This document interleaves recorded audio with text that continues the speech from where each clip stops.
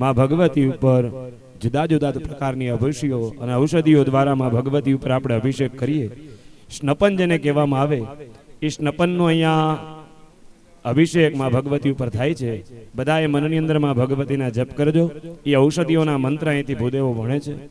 ઓમ જાઓ કદેહ પૂર્વાજાતા દેવેભ્યઃ શ્રીયુગમ પુરા મનેન બભૃણમહગોષદંધાવાનિ સપ્તચા હરિ ઓમ મહં સહસ્રશીરેખા પુરુગઃ દહદ્રાક્ષ